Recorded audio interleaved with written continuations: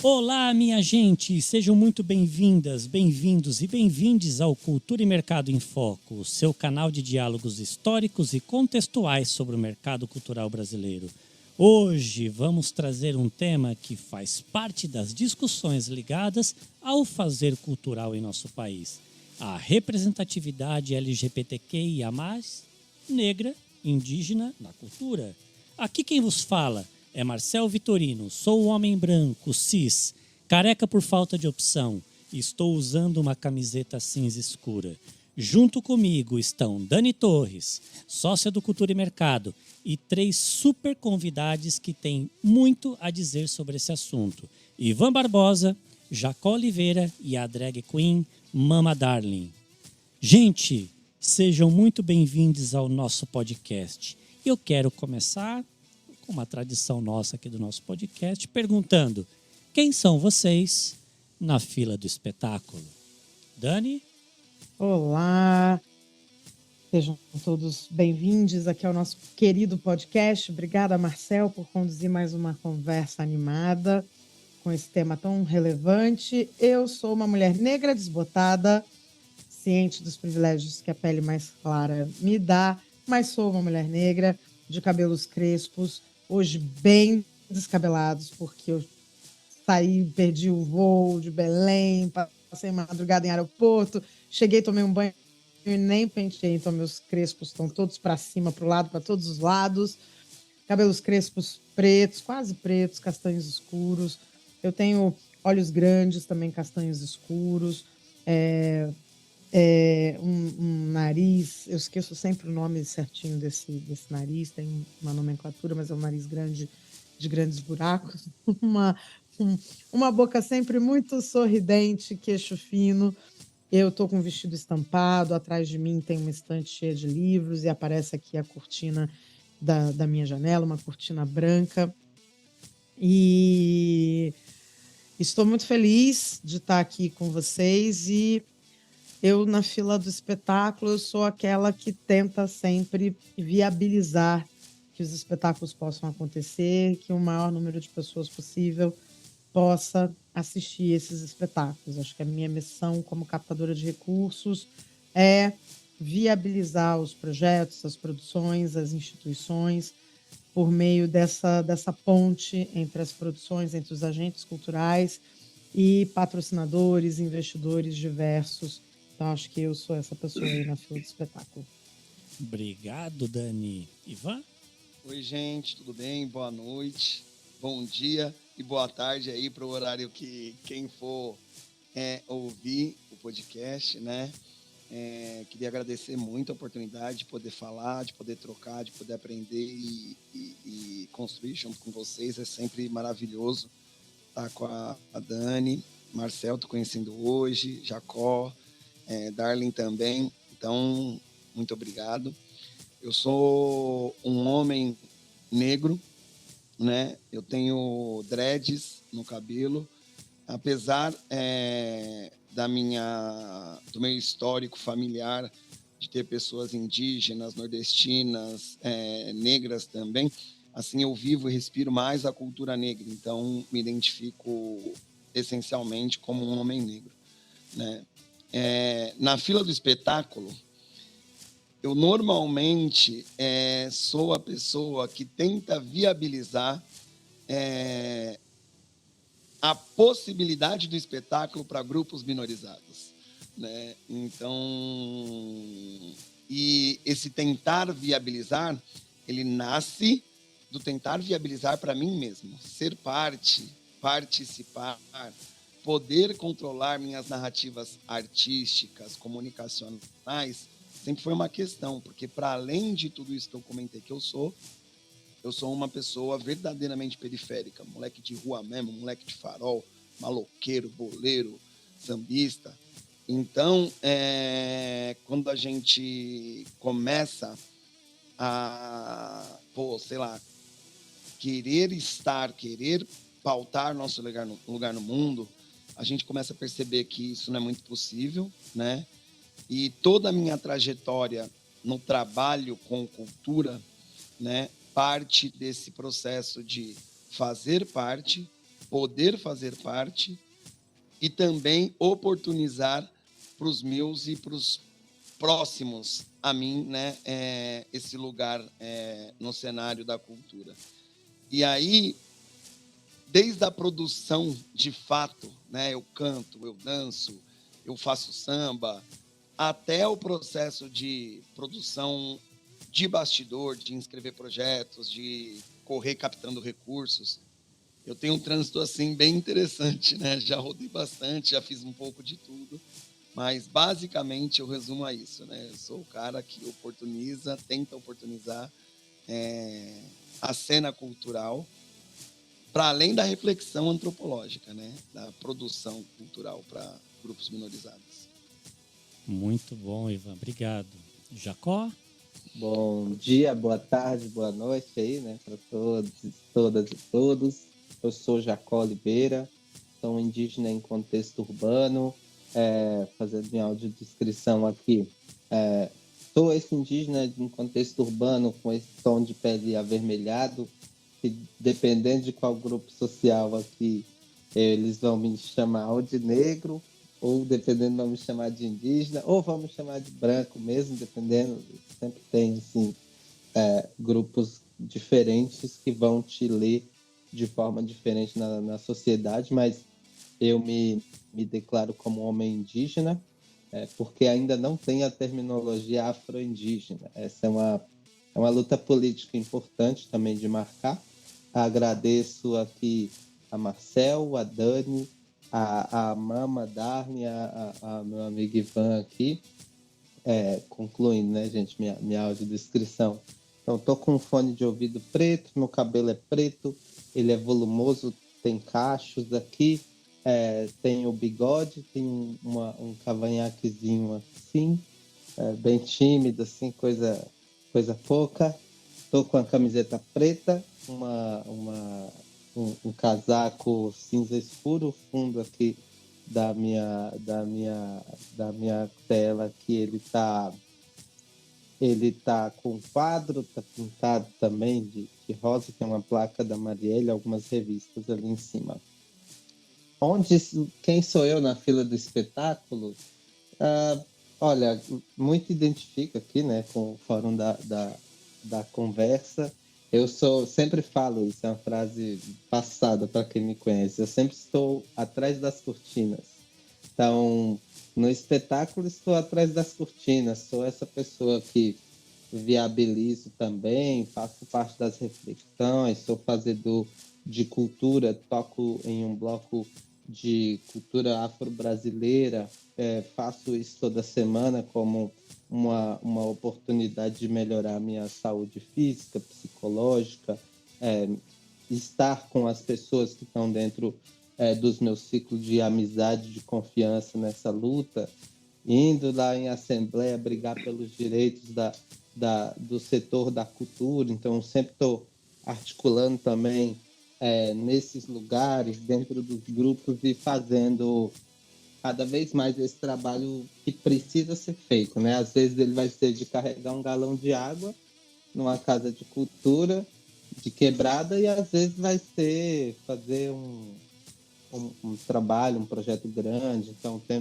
fazemos de tudo, sempre atrás da cortina, e quando precisa a gente também sobe no palco para tocar um tambor, sim. É uma coisa maravilhosa que a gente gosta. Então é isso. Sou nordestino, sou de Vitória da Conquista, Bahia, cresci numa ocupação, estou em São Paulo há 17 anos, sou migrante, então, no território brasileiro. Minha raiz é essa que migrou anos 60, 70, 80 para construir o progresso do Sudeste, e que passa por todas essas mazelas de inclusão que a gente vai discutir bastante aqui, sobre representatividade também, acho que.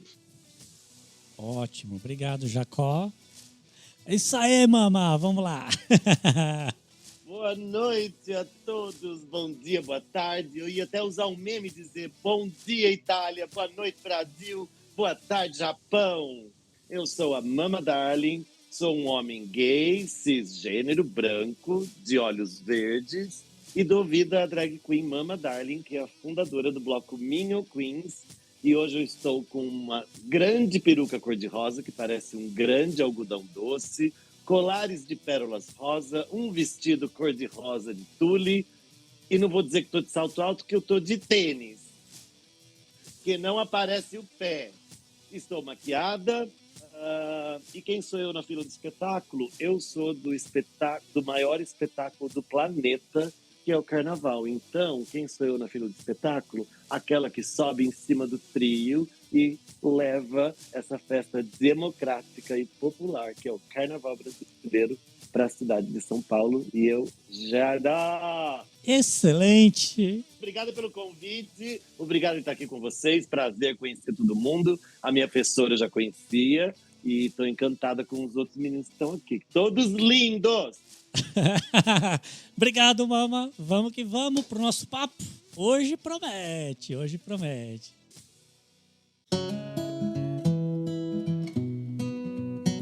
Minorias ou maiorias? Trazemos hoje o tema da representatividade LGBTQIA+, negra e indígena na cultura, com a intenção de debater o espaço da arte para quem não pertence ao padrão heteronormativo e eurocêntrico. A representatividade é um espaço político de afirmação e é fundamental para a compreensão das diversas identidades, além de ter um passo fundamental nas lutas por defesas de direitos, como os territoriais, de combate ao racismo, de garantia ao direito à vida. E também vale lembrar que estamos falando de 3 perfis que são exterminados na sociedade brasileira. A que mais mata, LGBTQIA+, no mundo, com índices de pessoas pretas assassinadas diariamente, escandalosos e que extermina há séculos os povos indígenas. Representatividade, na opinião de vocês, pode ser o caminho da inclusão? Olha, eu posso dizer o seguinte, eu não disse na minha autodescrição, mas eu vou dizer agora, além de ser essa drag queen que sou hoje, eu venho do mundo corporativo, eu trabalhei por 24 anos numa grande companhia aérea, na American Airlines, eu era um executivo de contas, cuidava de novos negócios, e eu posso te dizer que eu não fiquei 24 anos na mesma empresa simplesmente porque eu gosto de andar de avião, não. Porque eu me vi representada ali. Mas eu digo isso com todo o meu privilégio de ser um homem cisgênero, branco, dentro da sociedade estruturada como tal.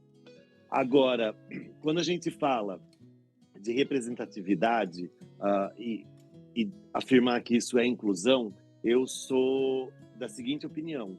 Quando você se vê representado aonde você está, seja na cultura, seja no mundo corporativo, seja onde for, você consegue se imaginar lá dentro também.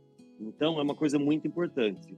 Eu vou só dar um exemplo agora, que não é o meu lugar de fala, mas esse ano eu vi a Ópera Guarani, no Municipal, com a participação de indígenas. Então, aquilo para mim, se você como uma pessoa indígena se vê representado numa ópera que fala de indígena sem ter indígena, não, né? Então, você não vai se ver representado. E esse espetáculo que eu vi, eu senti muita representatividade e, ao mesmo tempo, aquilo era inclusão, né? Eu acho que a representatividade, onde quer que esteja, é um caminho para a inclusão, sim.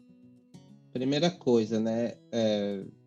Representatividade, ela importa, ela gera inclusão e ela não somente.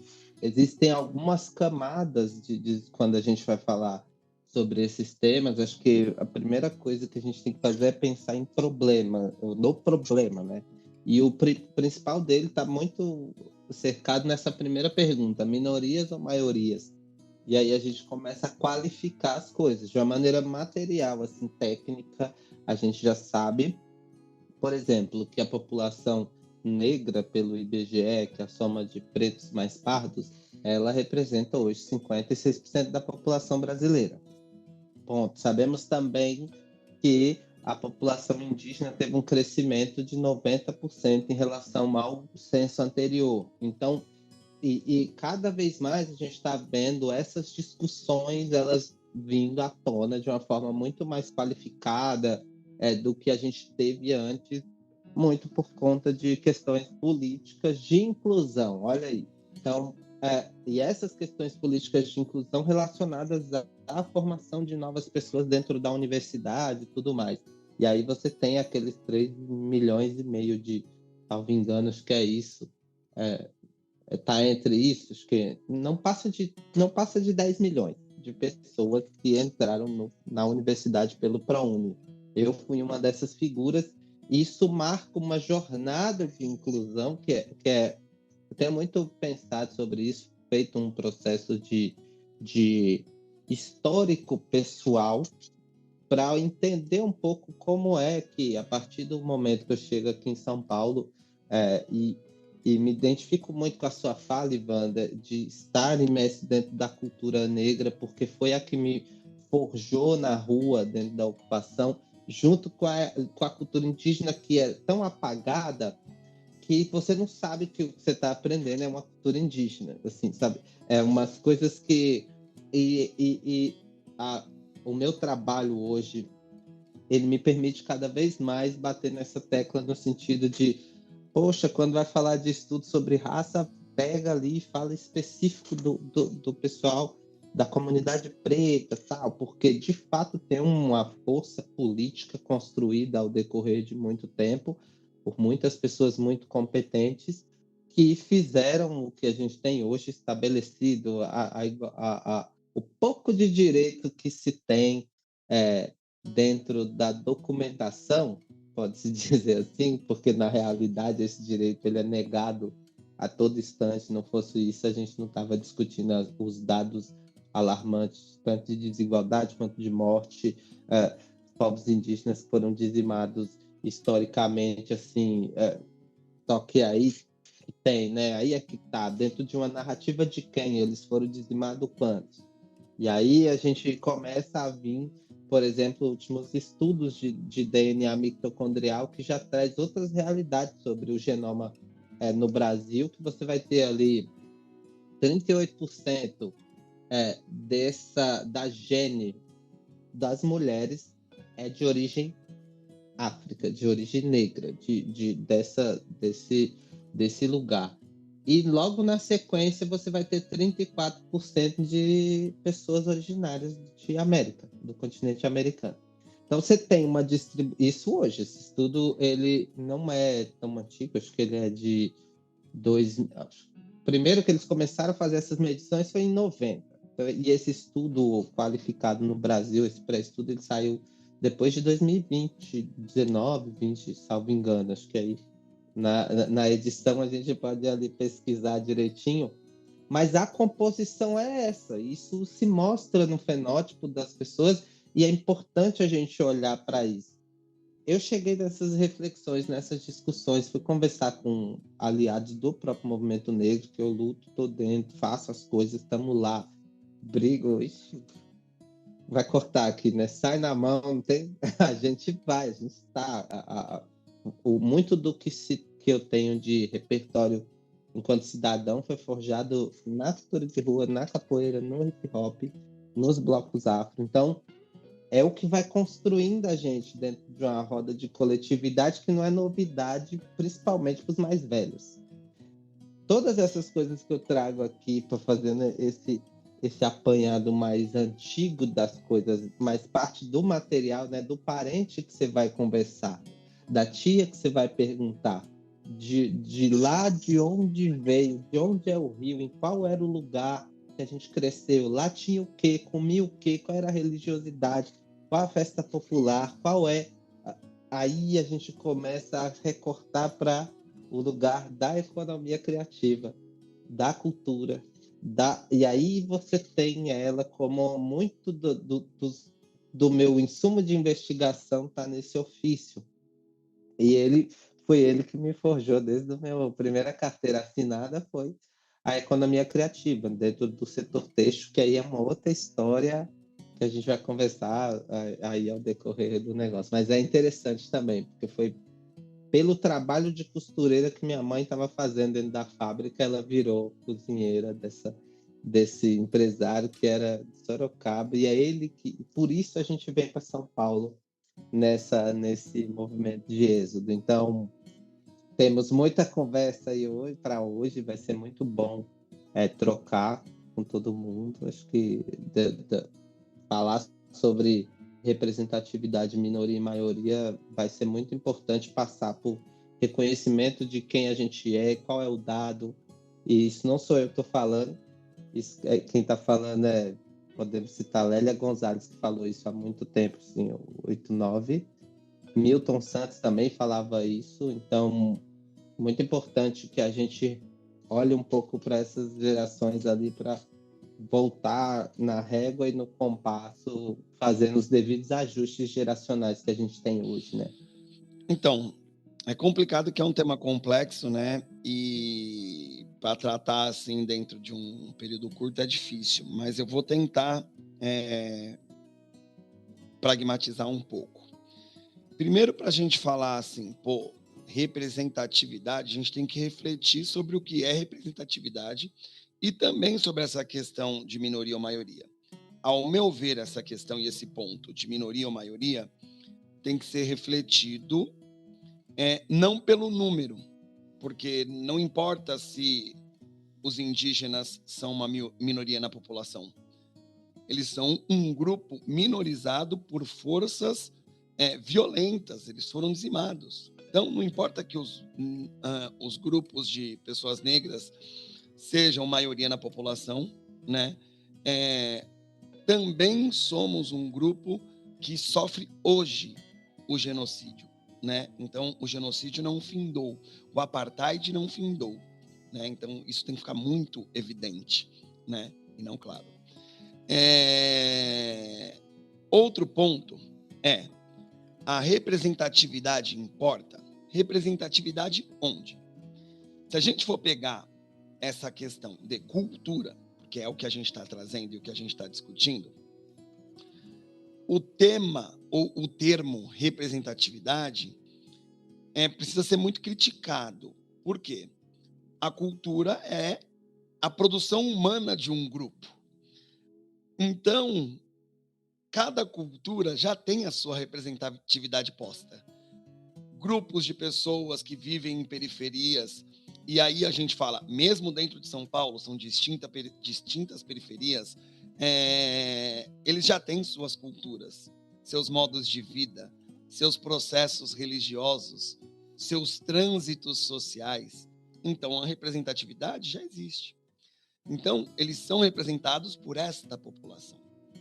O que a gente tem que pensar e refletir, ao meu ver, é que precisamos incluir estes grupos no centro da decisão e da narrativa sobre seus modos de vida, sobre seus modos de produção artístico-culturais.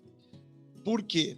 Porque a produção de cultura é o que combate diretamente os processos de epistemicídio, de morte cultural e também, consequentemente, de morte econômica, de morte na ponta de bala, de morte pela desumanização. Então, o que a gente precisa pensar? Se para, e aí numa cultura global que é capitalista, ter comida no prato, se faz necessário ter emprego, então a representatividade nos poderes e nos centros de decisão se faz importante, porque um cara que nunca andou de ônibus não sabe os venenos e as necessidades de quem anda de ônibus todos os dias. Então, a representatividade nos espaços de decisão, de poder, de controle de narrativas, para que grupos minorizados não sejam desumanizados e, consequentemente, dizimados, se faz necessário. Então, quando a gente pede, por exemplo, uma mulher negra no STF, não é uma decisão estética, não é uma decisão que meramente pauta uma questão de diversidade ou inclusão. É uma questão simbólica que muda as tomadas de decisão de toda a estrutura de poder do judiciário para questões de tamanha complexidade que jamais homens e mulheres brancas vão refletir com a mesma crítica que uma mulher negra. Então, eu acho que representatividade é falar de direitos humanos e é falar de vida. É de falar do encerramento do genocídio das populações de grupos minorizados. E aí a gente vai falar de pessoas trans, a gente vai falar de pessoas PCDs, negras, indígenas, entre outros. Assim. Oi, Ivan, e aí emendando só um pouco nessa tua fala, e nesse sentido que você trouxe, você, na verdade, Jacota me falou um pouco disso, vocês, né, eu queria entender, vocês três veem também que por exemplo, hoje tem se falado muito, né, você citou o exemplo do STF, que a gente tem falado muito uma mulher negra no STF, e de uns 2, 3 anos para cá, tem se falado muito sobre a questão da representatividade na cena, na TV, no audiovisual, na novela, né?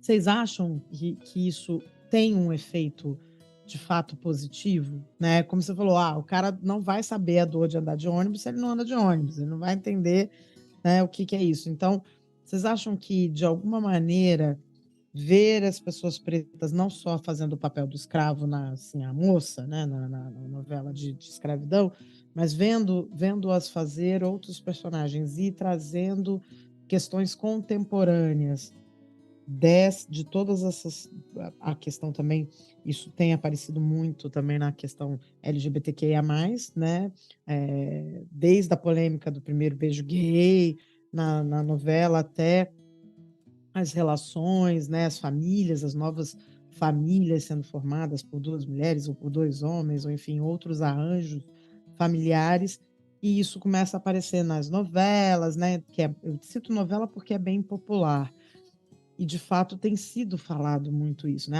E o núcleo negro, primeiro era o núcleo negro, agora é a novela inteira protagonizada por pessoas pretas. Vocês acham que isso colabora para que a sociedade possa refletir? Então, e aí a gente está falando um pouco do papel da cultura nessa representatividade, né? Colabora para que as pessoas possam, de repente, até chegar ao ponto de defender uma mulher negra no STF? Se eu perguntar para cada um de vocês aqui, como é um ET? Provavelmente vocês vão pensar em um bichinho meio cabeçudo, talvez olho grande. Provavelmente vocês vão ter imagens parecidas do que é um ET, mesmo sem ninguém nunca ter visto um ET. Isso se dá por meio do imaginário coletivo que foi pautado pela produção artística de Hollywood. Ou seja, o imaginário coletivo é pautado pela arte, é pautado pelo jornalismo, é pautado pelas produções comunicacionais. E aí, pegando isso, a gente faz uma pergunta. Quem tem o direito de sonhar?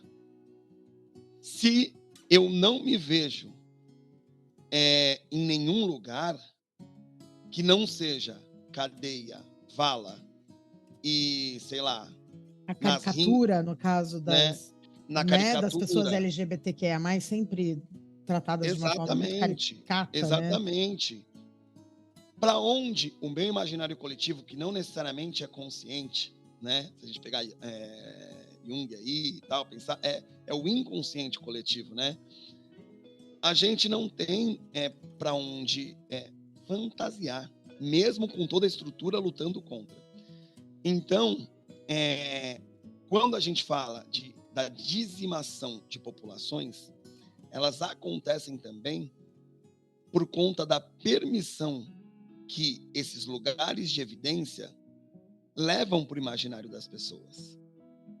E aí, quando a gente fala também dessas formas comunicacionais, a gente vai falar das comunicações que advêm da igreja, do discurso da igreja, A gente vai falar das comunicações que advêm da publicidade. Então, é histórico isso. Então, a importância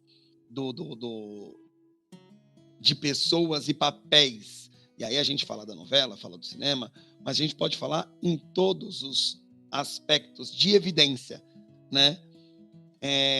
De maneira positiva, faz total diferença no impacto como a sociedade nos enxerga. Se eu sou atacado no metrô injustamente, um homem negro, é esse papel social e esse imaginário coletivo que vai ou fazer com que todo mundo me linche, porque está na moda ainda em 2023 linchar homem preto, né? As redes sociais são prova disso. E esse papel social também pode fazer o contrário. Então, eu acredito muito no poder da arte e das produções artísticas culturais para mudar esse cenário de imaginário coletivo, assim, na nossa sociedade, sabe? A gente vê gay retratado em novela ou em programa de humor, daquela forma afetada.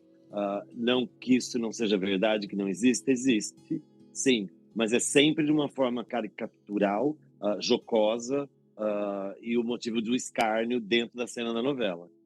Algumas mudanças já ocorreram, a gente já teve casal mais heteronormativo fazendo o papel de dois gays e duas mulheres mais heteronormativas fazendo o papel de lésbica, o que também contribui para aquela outra coisa que o Ivan já acabou de dizer, o imaginário das pessoas é ficar que a lesbian chique é a que importa e a sapatão caminhoneira não existe, né? Aquela não pode, só pode aquela outra arrumadinha, bonita, fina, elegante.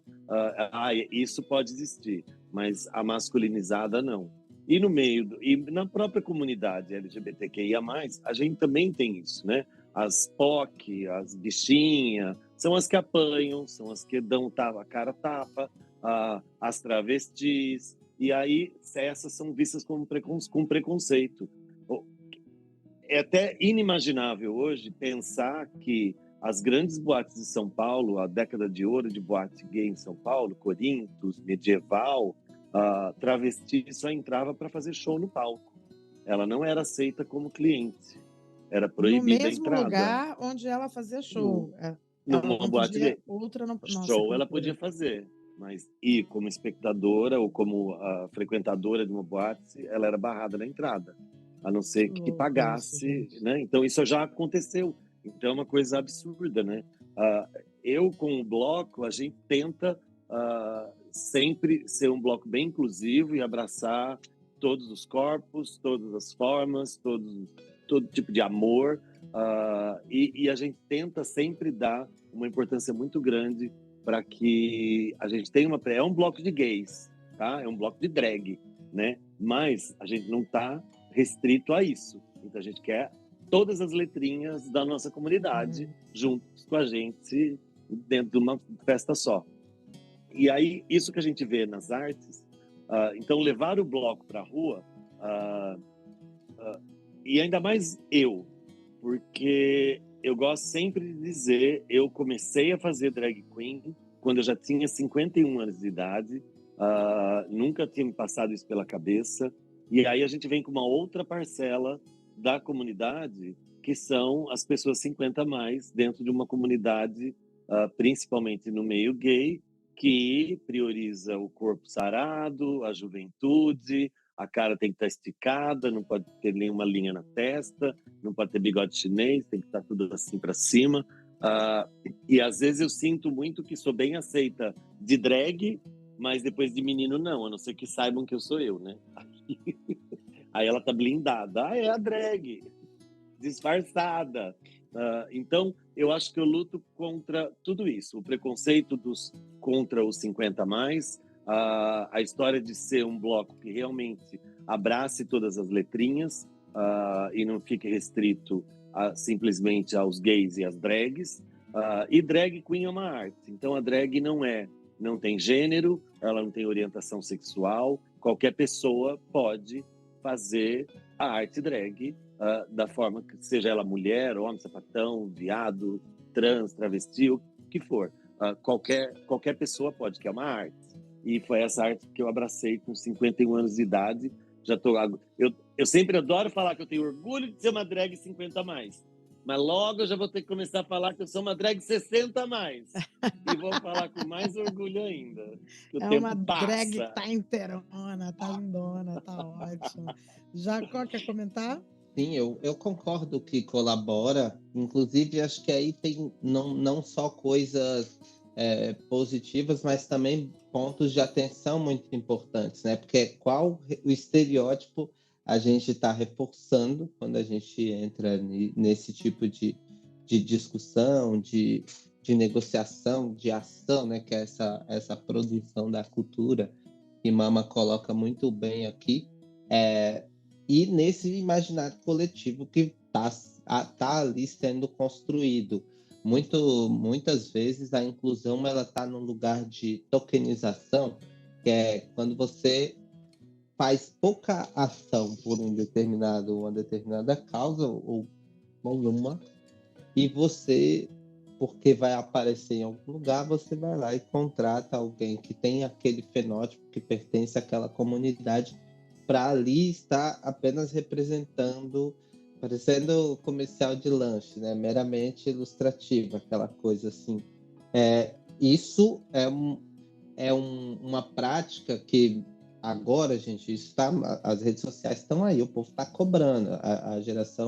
As gerações digitalizadas, que não é só a Z, mas que está muito nela, Millennials e Z. Então, esse pessoal está vindo cobrando forte o que você mostra do que você apresenta, de fato. E aí você cai nesses truques, e muitos desses truques são coloniais. Krenak, ele fala, Ailton Krenak, esse escritor, ele fala um pouco sobre esses truques coloniais, né? Como eles chegam com essa estereotipação, ele chega te colocando, por exemplo, chama para aparecer na novela, está você lá. Um caso muito bom desse é o caso da Marta, na representatividade no esporte, por exemplo, que não fechava com as marcas porque o pessoal não queria pagar para ela algo equânime em relação ao que se recebia ali do gênero oposto. Então, quando é para a gente entrar um pouco sobre esse lugar de estar retratado nos personagens, como você traz, Dani, vai contar muito o papel desse personagem naquele contexto, vai contar muito a pesquisa que esse espetáculo tem sobre aquele contexto, muitas vezes, e aí isso acontece muito, que é as estereotipações. Assim, se você não for branco no audiovisual brasileiro, você vai cair umas estereotipações sinistras, assim. Se o pessoal muito do Sudeste que produz acha que todo o Nordeste é de um jeito, teve piada disso, tem muito desse pessoal que não entende essa pluralidade, tem muita gente que estereotipa, por exemplo, quando vai falar de brasileiro lá fora.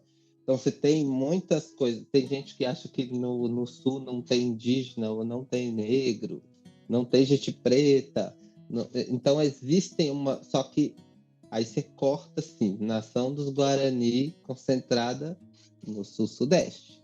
Então, pessoal, é do trecho. Que é o momento de descoberta, as pessoas... Ué? Jura? Né? A gente pensa em indígena, pensa Amazônia. Pensa em negro, pensa Bahia, Recôncavo Baiano ali, ou o negro favelado carioca. É meio isso, assim, né? E não tem noção, né? Sim, ou que tem muito a ver com esse estereótipo. todo mundo em São Paulo fala aquela gíria marcada, e aí a pessoa vai ser uma gíria de uma quebrada específica, zona urbana, porque tem isso, né? Dentro das periferias tem zona rural também, e ali é um legado caipira, por exemplo, de manifestação cultural tradicional, extremamente valioso, que é o pessoal do jongo. Então, tem uma multiplicidade de coisas que a gente precisa olhar até onde vai a pesquisa de quem está retratando, e também a intenção daquela pessoa, e se monitora, sabe? Se a pessoa está falando disso, ela está monitorando, ela está olhando. ela tá... Quando a pessoa chega no nível, Dani, de monitorar os próprios recortes minorizados de direito que tem dentro das suas organizações, seja ela que atua diretamente como empreendedor, seja ela quem faz para o seu próprio projeto, independente, assim, ó, numa banquinha de vender picolé, se ali você considera que não vai se trabalhar só um perfil, que você quer uma multiplicidade, que você está olhando para isso de uma forma individual e coletiva ao mesmo tempo, aí a gente entende que, poxa, talvez essa pessoa vai defender uma mulher negra no STF no futuro. É uma grande jornada, assim. Eu atuo com isso há um tempo e a gente entende que é como se fosse qualquer outra linha de conhecimento, gente. Você tem jornadas de camadas que você começa e você vai passando. Mas isso que você falou me dá gancho para duas questões que estão aqui na nossa pauta, no nosso radar, que é o seguinte: primeiro, eu acho que tem uma coisa que a gente aprendeu com as pessoas com deficiências, que é o nada de nós sem nós, né? Nada sobre nós sem nós. Eu acho que isso que você trouxe, Jacó, fala um pouco disso, né? De que para quando a gente fala de intencionalidade, quando a gente fala de estereótipo, de imagem, né? Que o Ivan trouxe, Mama também, é necessário que a gente tenha mais gente preta, indígena, gay, LGBTQIA+, né, trans, enfim, todas as letras, mais gente com deficiência fazendo essas produções, né? Mais gente contando essas histórias, produzindo, fazendo roteiro, fazendo direção, não é só sobre aparecer na telinha, não é só sobre ser o ator na novela, mas ser o diretor da novela, né? Ser o roteirista, ser o escritor, enfim. Acho que isso do nada de nós sem nós, acho muito válido para a gente trazer para esse campo da representatividade que a gente está conversando aqui. E aí eu queria saber de vocês se vocês acham que, de uma certa maneira, o mercado cultural é mais acolhedor ou mais fácil ou mais difícil trabalhar com cultura. Porque a cultura sempre foi mais informal, sempre, de uma certa maneira, a gente tem uma impressão de que ela sempre acolheu melhor pessoas LGBTQIA+, o pessoal da área cultural é mais avant-garde, né? Tem um pensamento muito mais liberal, não no sentido econômico da palavra hoje, mas no sentido, né, de ser uma galera muito mais acolhedora. Então, parece que a cultura é um espaço mais fácil do que o mundo corporativo para que o indígena, o negro, o LGBTQIA+, possa se inserir. E isso bate com essa coisa de que a gente precisa ver mais pessoas negras, indígenas, LGBTQIA+, produzindo, liderando essas produções, criando. São dois temas que eu estou conectando numa pergunta só. Não sei se ficou muito claro, mas queria que vocês comentassem para a gente e falassem um pouco disso. Eu queria aproveitar que a Mama trouxe essa questão do mundo corporativo e trazer também uma visão que faz... Né, eu estou no mundo corporativo há quase 30 anos já, né? E eu venho observando o que acontece no mundo corporativo. A gente vem falando de representatividade e, por curiosidade, hoje eu estava conversando com o pessoal no trabalho a respeito disso. Eu acho que as empresas, elas têm uma intenção muito válida quando a gente fala de diversidade, representatividade e inclusão. A gente não pode negar que não existe essa intencionalidade presente nas empresas no mundo corporativo. Eu acho que o que falta é um pouco sair da intenção e partir para a ação. E nesse momento onde que a gente faz a grande diferença. E ação em que sentido? Que você comece a abrir vagas que são afirmativas, em todos os sentidos. Sejam para grupos de indígenas, para negros, para pessoas dos grupos LGBTQIA+, etc. E aí tem uma coisa que é muito importante quando a gente fala de ação. Se no mundo corporativo a grande maioria das lideranças são, como eu, homens, brancos, cis, né? A gente tem que ser nós temos que ser aquelas pessoas que puxam essa ação. por quê? Como a gente tem um lugar de fala cheio de privilégios, a gente tem que puxar o bonde para que essa ação seja puxada pelo restante do meio, entende? Então, é um pouco disso que eu acredito assim, no mundo corporativo.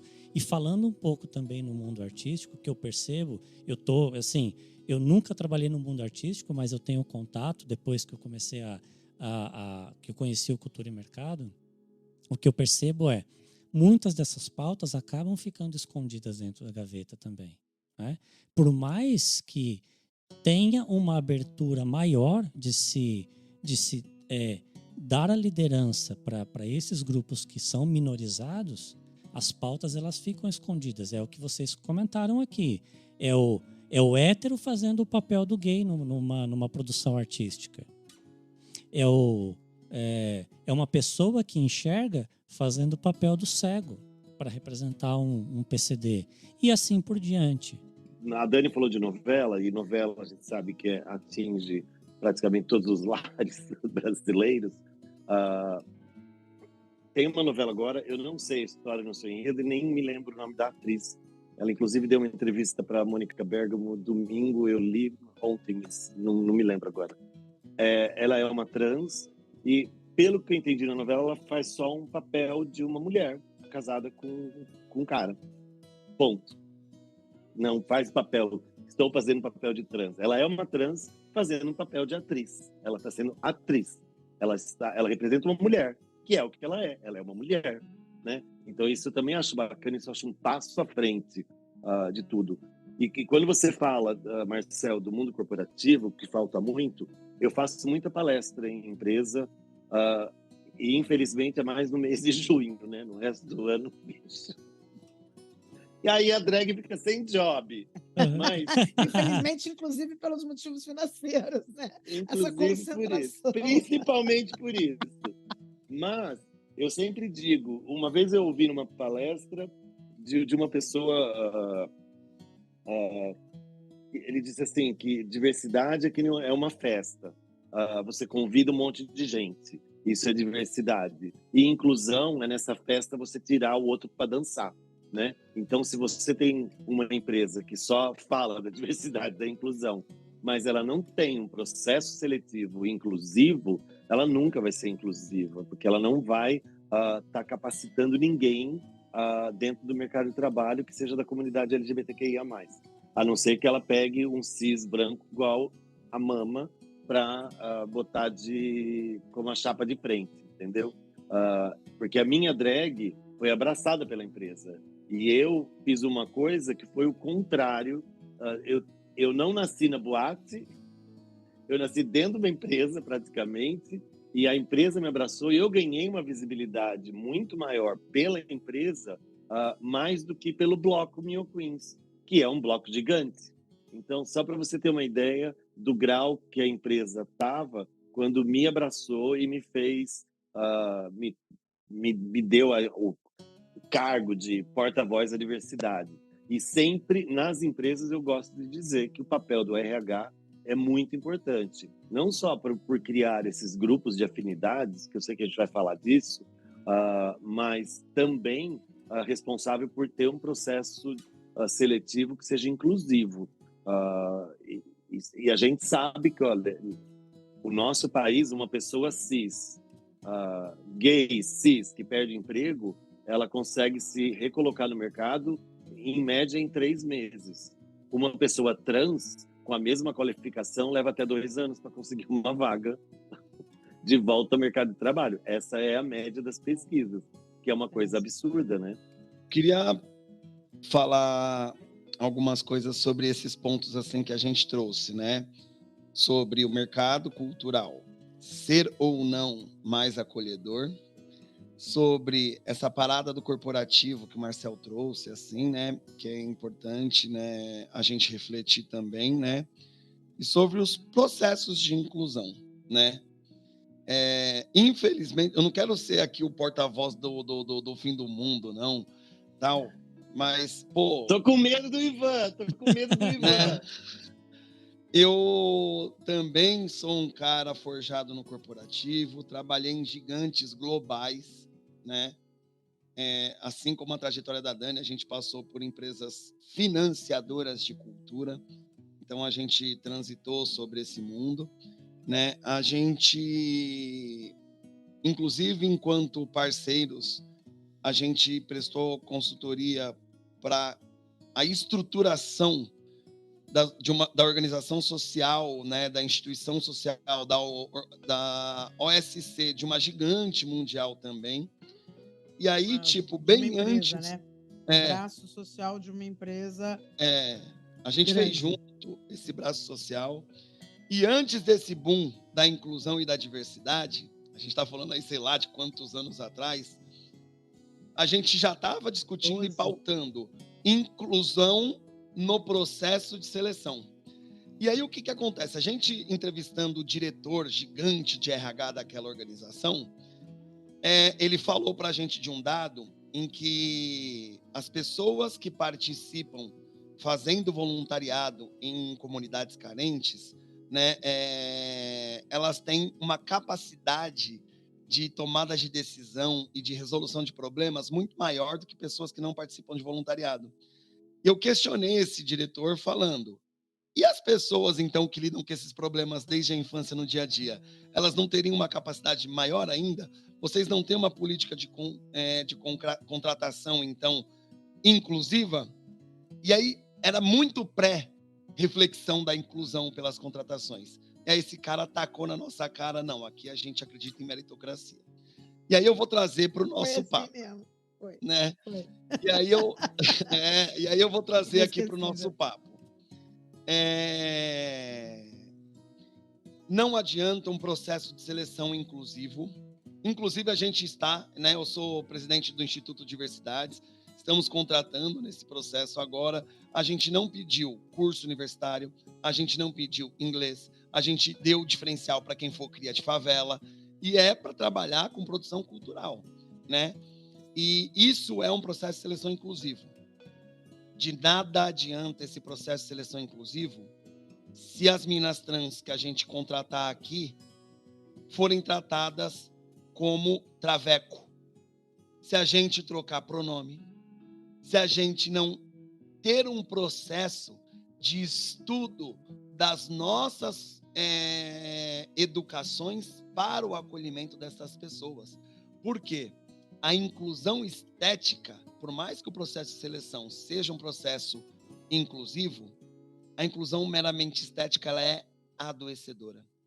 Se eu acolher essas pessoas, mesmo sem ter pedido o curso universitário, e chegar no dia de uma tomada de decisão, eu não levar em consideração a reflexão dessa pessoa contratada de um grupo minorizado que eu não conheço, em pé de igualdade com a pessoa que tem mestrado aqui, eu estou fazendo uma contratação meramente estética, porque eu não valorizo o processo de construção cultural dessa pessoa.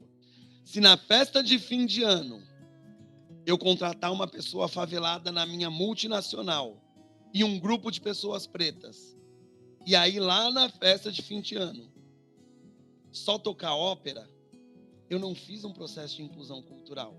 Eu não faço parte dessa festa no fim de ano, porque se ela não tocar funk, se ela não tocar samba, se ela não tocar... E aí eu tô falando só o detalhe da festa, porque na verdade eu também fui token de contratação de grupos de diversidade e de pessoas que eu fazia reunião na empresa e eu ia sair para almoçar na rua e as pessoas não me cumprimentavam. Onde eu era chamado num cafezinho, lá o filho da cota, né? Então, esse processo de educação, primeiro tem que partir de quem contrata, né? Esse é um ponto. O mercado cultural é mais acolhedor? Não. Por quê? Porque o mercado cultural é dominado pela branquitude. E aí, quando eu falo branquitude, eu não estou falando de pessoas brancas. Existem pessoas brancas incríveis, parceiras, lutadoras que correm junto conosco. A branquitude é um sistema de manutenção de poder. E o mercado cultural também está na mão desse sistema. Dani, você sabe melhor do que ninguém, você perguntou. mas o dinheiro da cultura circula nas mãos de pessoas que respiram a branquitude.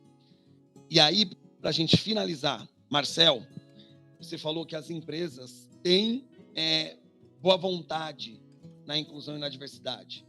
Discordo de maneira veemente. Acredito que poucas pessoas dentro dessas empresas lutam diariamente pela inclusão e pela diversidade. Essas pessoas estão em cargos de liderança pelo chorume do capitalismo. A merreca da merreca da merreca do dinheiro. Porque a gente vê, por exemplo, uma organização que a gente conhece muito bem, eu e a Dani, que, por exemplo, tem um instituto social que financia projetos para gente preta de 20 mil reais, mas que financiou com bilhões a reforma da Previdência, a reforma da PEC dos tetos e a reforma trabalhista. Então, essa organização, na verdade, ela faz uma manutenção do poder, uma manutenção da branquitude nesses espaços. E aí, as poucas pessoas, falando de representatividade, que conseguem acessar os espaços de poder dentro dessas organizações, lutam diariamente, perdem sua saúde mental para pautar um mínimo de verdade. Assim. Então, eu acho que a gente tem muito a avançar, mas eu acho que a gente deve esse muito aos poucos remanescentes que continuam no mundo corporativo lutando por nós. Eu não consegui. Eu não venci essa guerra, assim, adoeci. E muita gente também adoeceu, sabe? Olha, complementando aí, Ivan, acho que saiu esses tempos agora, e nesse mês, a gente está aqui em outubro, o Guia para Empresas Como Combater Desigualdade no Brasil, pelo Instituto Ethos. Eu dei uma puxada, né, só para ver. E aí tem um cenário aqui que eles trazem logo no começo dessa pesquisa, que é a diferença salarial entre trabalhadores brancos e pretos é a mesma há 10 anos. Então, assim, isso aí, Marcel, que a gente fala, né, esse negócio da intencionalidade. Tem uns efeitos dentro do mercado corporativo. Dentro das minhas funções de analisar a estratégia de diversidade, equidade e inclusão, eu faço esses estudos. E aí a gente pegou uma coisa que é muito sintomática. Essa intencionalidade, ela está na extremidade do CEO lá de cima, esse que está lá sozinho, que está indo nas conferências, que tem uma pessoa cara dando assessoria para ele não falar besteira dentro de grandes encontros e grandes reuniões. Essa figura está um pouco mais letrada. Aí ele tem um grande trabalho de convencer alguns gatos pingados dos seus executivos, porque muitos dos seus executivos já estão compactuados com uma filosofia estabelecida pela branquitude colonizadora neoliberal há muito tempo, que muitas vezes estão em grupos ocultos coletivos fazendo só o mal e financiando coisas terríveis dentro do Brasil. Isso foi muito conhecido e investigado, principalmente depois desse último governante da federação, que eu não gosto de citar o nome, assim, acho que é um desserviço.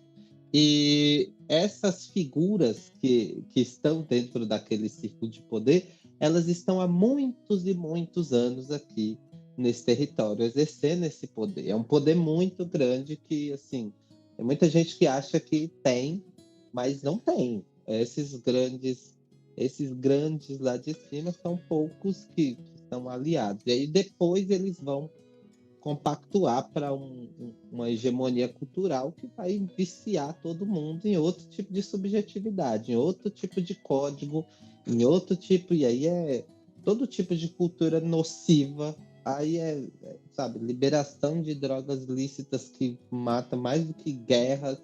Então você tem uma grande bolha de fatores que vai fazer o quê no dia a dia do escritório? A massa de liderança é média liderança. Então, coordenador, gerente. Esse pessoal está todo sendo já trabalhado em cima dessa lógica de não dar oportunidade, de se sentir ameaçada. Se vier uma pessoa diferente dela, já, por exemplo, viajou para fora, ela não viajou, aí já é motivo de inveja, aí já, não, porque a pessoa é metida, não, porque... E aí se instaura um grande caos no meio desse setor corporativo, que aí vai fazer o quê? A pessoa que está embaixo, que é nova geração, muito da nova geração chegando, está dentro do movimento social, está antenado com as causas, está discutindo, está pedindo para entrar nos grupos de afinidade dessas grandes organizações. Esses são vedados por essas lideranças. Eles são cansados pela rotina. Eles ganham menos do que a maioria das pessoas. Eles andam mais de ônibus. Aí você começa um monte de nível de agressão que impede as pessoas de lutarem por essas inclusões que estão embaixo. A média liderança que tiver aqui no meio e quiser implementar esse tipo de coisa, ela vai sofrer represália do seu gerente, da sua liderança mais alta, muitas vezes, e nem vai chegar lá no CEO, que está todo bem intencionado. Só se ela chegar, vai ser às vezes com um top-down, uma puxada de braço assim, no escritório. Eu já vi esse tipo de coisa. Que aí a pessoa fala, não, me conheça, a minha história é essa, eu já tenho esse trabalho, eu faço isso e aquilo. Aí ela vai lá e consegue uma chance de implementar. Muitas vezes só vai ter aquela chance. Depois também vai ser queimado, porque o próprio gerente fala, você não foi lá conversar? Vai lá, se vira você. Essas coisas, elas não são colocadas para todo mundo. Só quem sabe é quem está lá no dia a dia passando por isso. E aí entra o nível das empresas de ter essa percepção desses micro-organismos crescendo e se crescendo dentro dos lugares.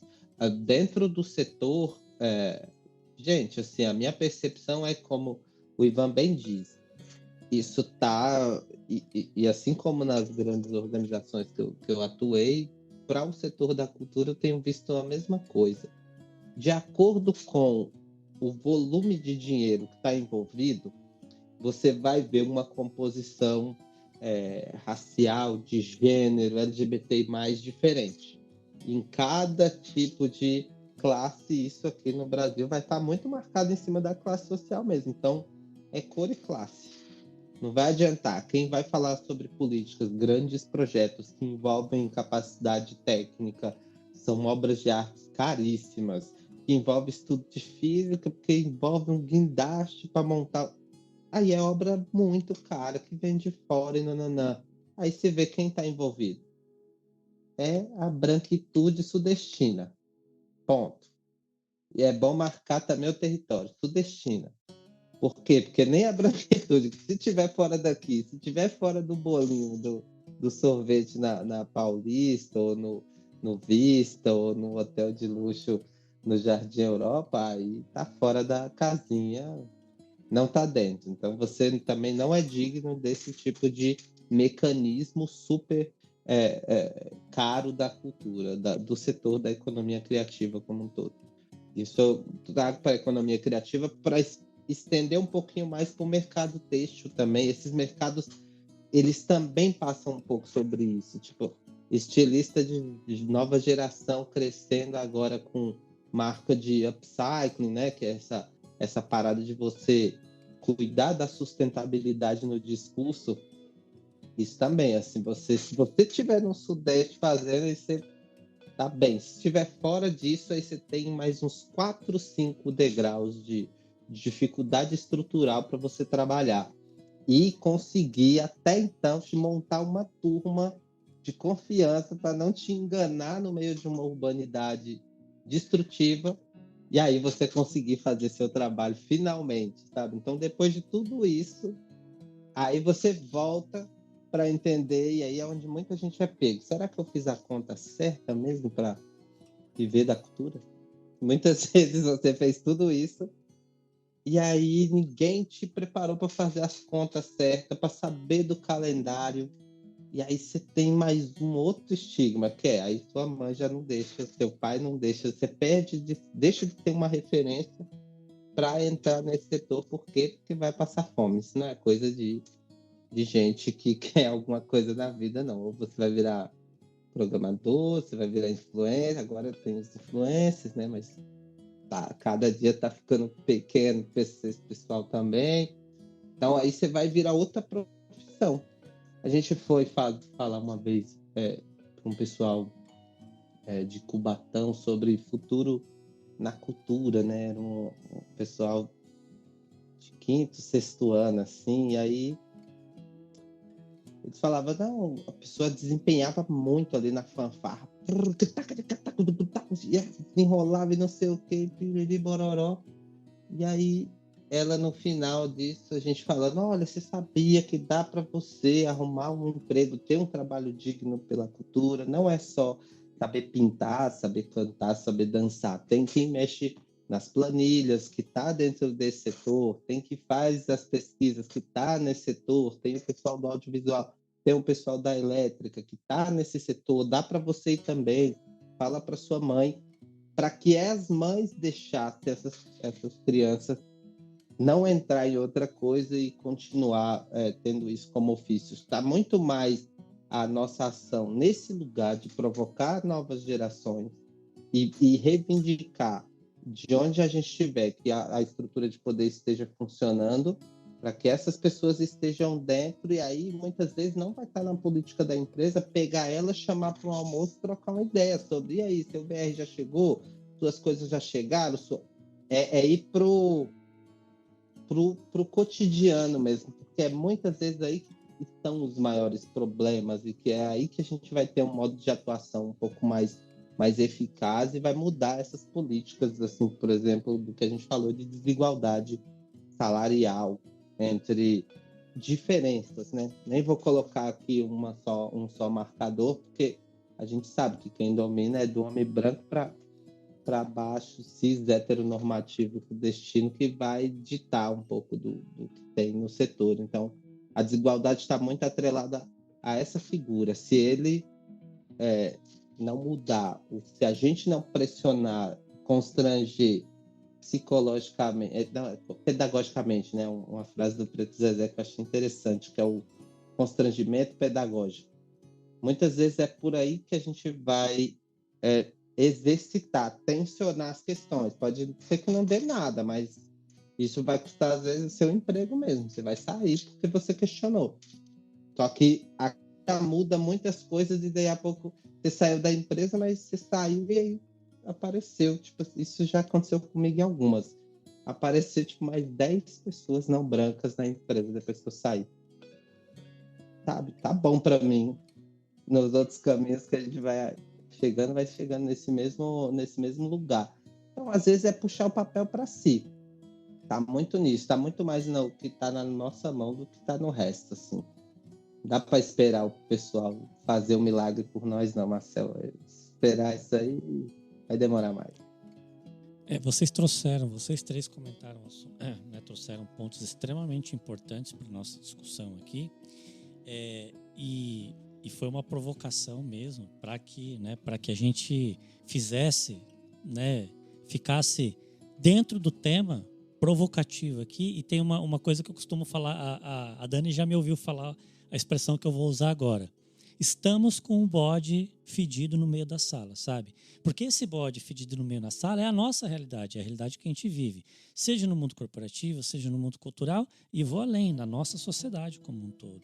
Seja brasileira, seja, enfim, a nossa sociedade é criada assim. Então temos o bode no meio da sala. Na opinião de vocês, com a experiência que vocês têm dentro das áreas que vocês atuam, como é que a gente faz para começar a tirar esse bode fedido do meio da sala? Quebrar essas barreiras, incentivar essas minorias, para que essas lutas, Jacó, como você comentou, não fique só dependendo de vocês ou dos grupos minoritários ou que são minorizados, mas também que essa luta ela expanda e que ela passe a quebrar essas barreiras da branquitude que vocês trouxeram. Assim, na opinião de vocês, assim, com a experiência de vocês, como que vocês acham que a gente cria um movimento propositivo, um movimento, um ciclo virtuoso. A gente pode usar qualquer tipo de expressão que está na moda, inclusive, para que isso comece a funcionar de maneira mais orgânica. A gente tem alguns pontos. Eu quero até trazer um outro exemplo. Tipo, quando eu e a Dani estava fazendo consultoria para essa gigante e tal, não sei o que lá, a gente tinha, sei lá, 10 vice-presidentes, dentre eles todos, uma era mulher. A gente entrevistou intimamente cada uma dessas pessoas e a gente listou as tarefas que essas pessoas tinham de trabalho sobre suas responsabilidades. Eu não sei se a Dani vai lembrar disso também, mas isso me chocou muito. Essa mulher, obviamente, ela é branca, né? Tipo, mulheres negras não acessam esses lugares, né? Obviamente. Tipo, todo mundo tinha 2, 3 tarefas sob suas responsabilidades. Essa mulher tinha 9. Essa mulher não, mesmo que ela quisesse, ela tinha 2 filhos também, tal. Mesmo que ela quisesse, ela não teria como refletir as questões identitárias que ela sentia naquele processo, porque para ela também era importante preservar seu espaço, preservar seu lugar, preservar seu modo de vida. Então, não tem como falar dessa reestruturação social sem falar de capitalismo, né?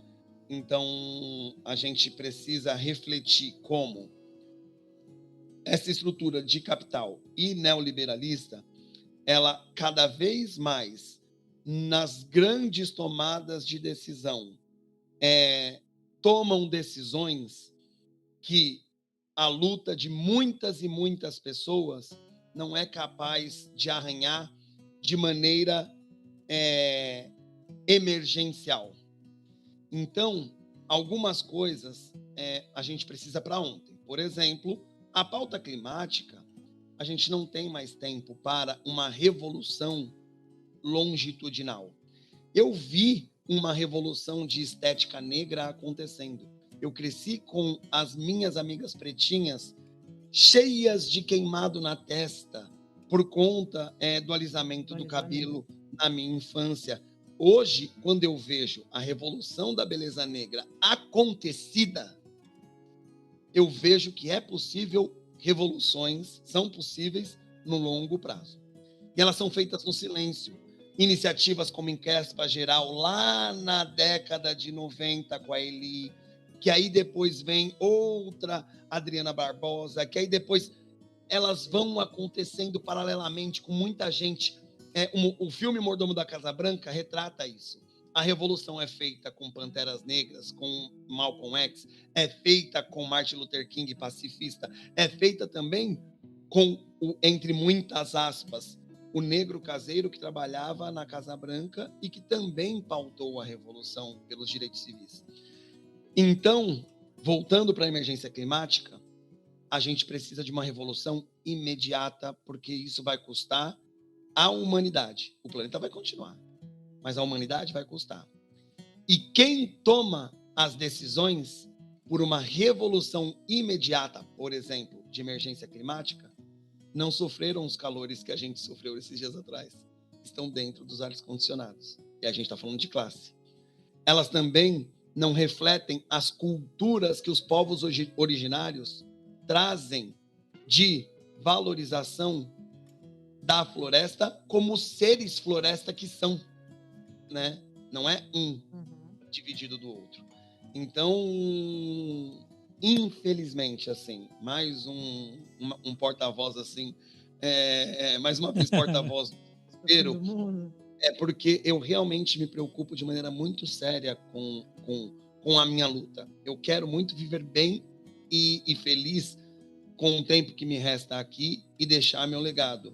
Mas para isso, a gente precisa da reflexão e da revolução feita por vocês, homens brancos. Porque homem branco escuta homem branco. Eu achei muito legal isso que o Ivan colocou e tem muito a ver com aquilo, com a frase, eu não lembro exatamente de quem que é essa frase. Não adianta não ser racista, você tem que ser antirracista, né? Então tem muito a ver com isso que o Ivan está falando. Não adianta a gente só dizer, olha, eu não tenho preconceito ou eu tenho a intenção, eu estou agindo e fazendo essa revolução que é o que o Ivan falou, né? Usando o meu poder de voz, o privilégio de voz, porque as pessoas me escutam, para fazer essa diferença. Eu acredito muito nisso mesmo, de verdade. Eu acho que foi a Angela Davis que falou, mas eu não posso afirmar com certeza, né? E aqui, né, parafraseando também, tipo, um pouco Jacó, eu acho que a gente precisa alarmar primeiro, a gente fala do problema, né? Meio no modelinho artigo, né? A gente problematiza, e aí me chama aí, quem estiver ouvindo esse podcast, me chama para poder refletir a solução. Assim, a gente não vai trazer todos os modelos do mundo aqui, até porque a gente não tem, mas sim, somos um grupo de pessoas de diversas pautas de grupos minorizados, estamos ainda recebendo e agregando mais pessoas com pautas distintas e refletindo projetos, ações estruturais e estruturantes para uma nova sociedade, mas também atuando no que a gente precisa de maneira emergencial. E aí, quando a gente fala de emergencial, a mesma pessoa que talvez saiu de uma faculdade de Direito por conta do ProUni, que é preta, que é indígena, que é trans, e que vai talvez almejar prestar uma prova para a magistratura, é a pessoa que se perde um emprego, está sem casa para morar. Que talvez por ela estar estudando para prestar o concurso, ela literalmente não tem o que comer. Então, não tem como a gente falar de uma atuação para grupos minorizados que pauta questões estruturais, sem também chegar com a cesta básica e a ajuda do transporte. Então, isso traz a nossa atuação do Diversidades para um lugar muito complexo. Por quê? Porque a estrutura ocidental separa em caixinhas muito específicas. Ah, você tem uma ONG? Ela pauta o quê? Ah, minha ONG pauta justiça social. Mas o que é isso? O pessoal não tem ideia do que a gente faz. E é uma construção de discurso extremamente complexa.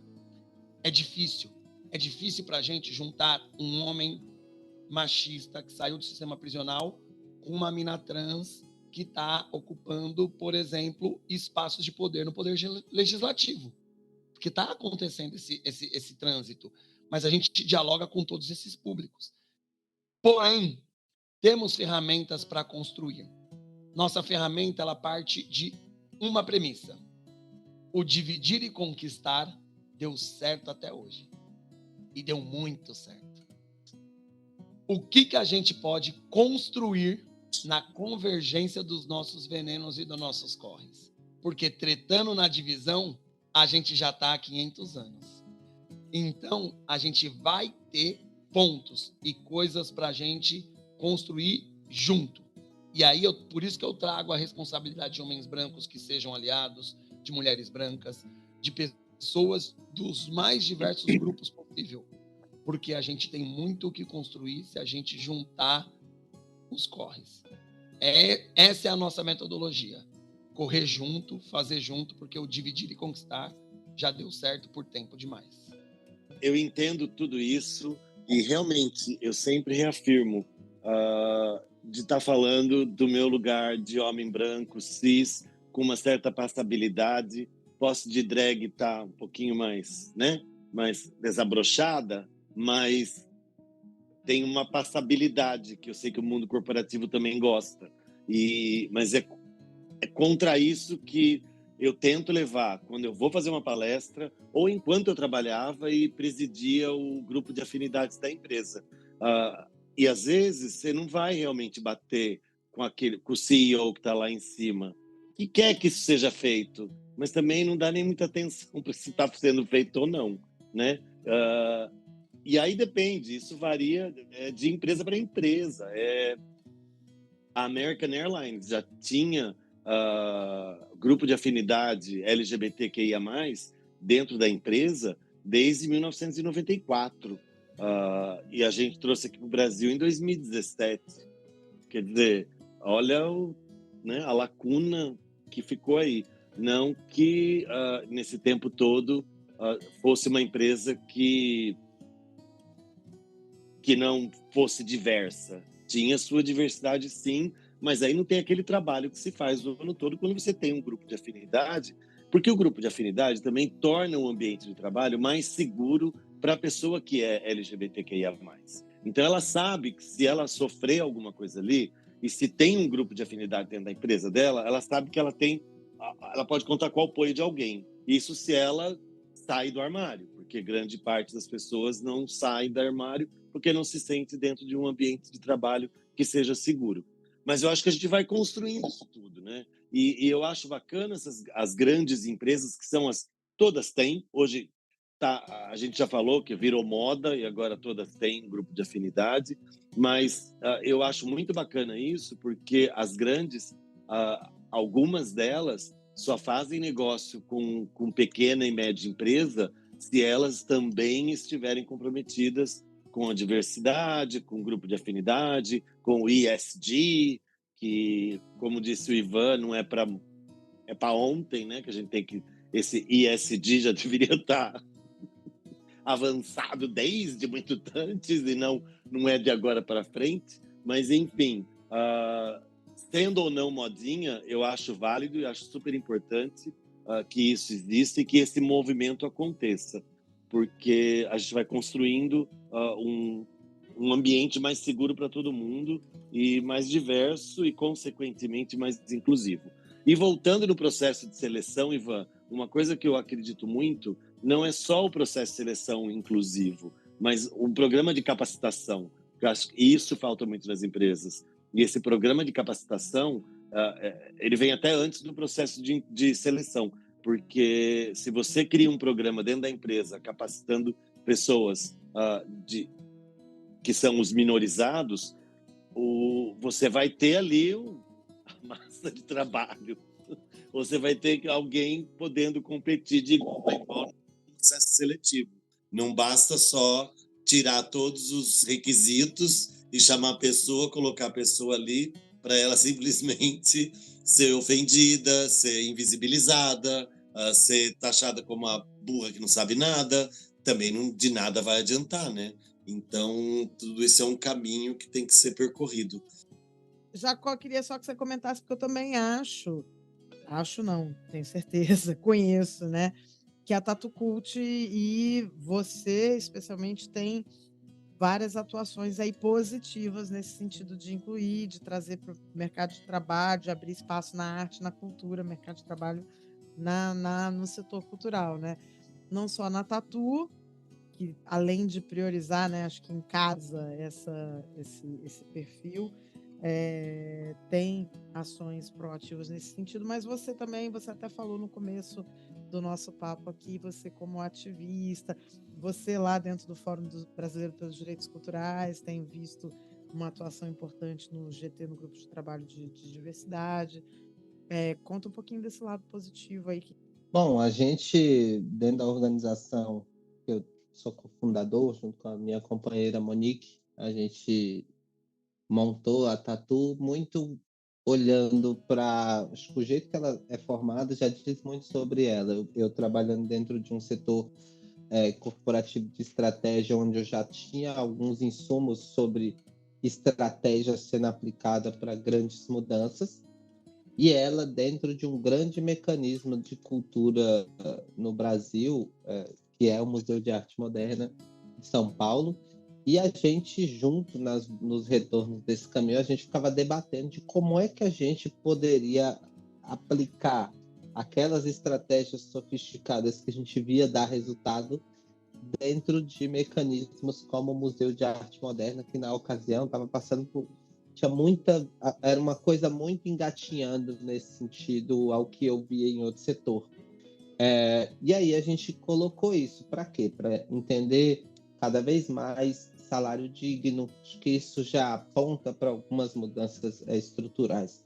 Hoje a gente tem meta para bater salário digno, a gente tem poucas pessoas, mas a gente está sempre antenado de como a gente vai levantar o nosso negócio para pagar salário digno para quem estiver aqui dentro, para que essa pessoa tenha condição plena, de acordo com o DIEESE, né, que é um índice que traz essa conta, como é que a gente coloca isso para dentro de casa? E aí eu consigo crescer naquela lógica do avião, né? Se ele estiver caindo, você bota a máscara primeiro em você, para depois você cuidar da pessoa que está do seu lado. Então, a gente, enquanto pessoas que fazem isso, faz esse papel. Depois, a gente tem uma preocupação muito importante com a diversidade interna, cada vez mais, e aí monitorando e trazendo, entendendo o que a gente tem de melhorar ali dentro, porque as diversidades são muito grandes, extensas, você tem individualidades em cada grupo, nem todo grupo quer estar incluso, por exemplo, é uma coisa que às vezes a gente esquece, mas tem grupo que não quer estar incluso, gente. Existem algumas etnias, por exemplo, indígenas do Brasil, que não quer contato, porque já sabe da bucha que é, não quer contato, está lá até hoje, obrigado. Então, entender um pouco sobre essas sutilezas faz parte. Isso vem do caminho do problema cotidiano, que isso é uma herança que me foi deixada pelos meus mais velhos dentro da minha criação, enquanto uma pessoa que viveu dentro de dificuldade, dentro do Nordeste, dentro de uma ocupação. Você sabe que você vai comer melhor se a sua pessoa do seu lado estiver comendo melhor, porque o dia que você não tiver, ela vai ter um pouco. Essa é a técnica de sobrevivência ancestral que é carregada há muito tempo. Então a gente faz esse tipo de coisa e aí isso vai de dentro para fora. E a gente vai ligando para o pessoal que está com a gente. A gente dá feedback trimestral para que as pessoas sempre estejam adquirindo habilidades, esteja recebendo feedback. Esse também é uma boa linha de estudo, mensurar de acordo com a raça e com o gênero quem recebe feedback frequente. Esse ato de orientar e tratar esses erros, essas questões de trajetória ao decorrer de uma carreira é muito importante, a gente faz e tem que fazer. E ainda provocar patrocinador para que faça. Não compactuar com um patrocinador, por exemplo, que financia nazifascismo no Brasil. Essa é uma coisa muito importante que tem que ser marcada. Não dá para a gente aqui conversar sobre isso e eu estou recebendo na minha conta dinheiro de cara que está financiando acampamento de golpe dentro de grandes instituições. Então, isso tem que ser colocado na pauta, a gente coloca. A gente entende que é importante, porque a gente sabe que do mesmo jeito que tem aliado, tem inimigo também. É importante a gente marcar aqui que as coisas estão em disputa, que as guerras estão acontecendo e que a gente precisa se posicionar. Então, essa é uma outra coisa importante, mas sempre respaldado, né, gente? Ali por questões políticas bem estabelecidas, fatos históricos bem apurados, e aí você faz um exercício que é constante de tensionamento, mas tudo em lugar seguro. Na hora de escrever isso, é escrever colocando política de diversidade transversal e perene, porque não vai precisar, a gente quer ser dispensável, sempre. A gente sempre quer ser dispensável para quem a gente trabalha, porque o impacto ele é uma coisa que você anda, floresce e segue seu caminho, porque a gente está com tanto terreno crítico dentro do Brasil para esse nível de discussão que não dá mais para ficar só na nossa casa. E aí a gente vai refletir isso nos projetos que a gente escreve, nas estatísticas que a gente afere sobre públicos diversos em cada projeto que a gente coloca, eles têm que estar, e aí as pessoas começam a entender esses processos, começam a se valorizar cada vez mais. E aí a gente vai reverberando. Com isso que a gente vai ganhando credibilidade, porque a gente faz isso e executando um ótimo trabalho. Então a gente vai sendo indicado pelas pessoas. Então hoje, muita indicação ao nosso trabalho e quase a gente não divulga ele assim, plenamente em assessoria de imprensa RP, porque é uma equipe enxuta que trabalha de uma questão digna, olhando dignamente para outras pessoas. E nosso plano é que existam cada vez mais tatus espalhados pelo Brasil, porque é necessário. Tem que sair do Sudeste. Eu não posso ser a figura que saiu de São Paulo, fez um ProUni, fez uma pós-graduação, passou por 8 empresas grandes para chegar a ser essa figura Não, tem um monte de gente que tirou 10 na minha infância, tá lá mexendo com cultura até hoje, mestres e mestras de cultura que não conseguem pagar seu próprio salário.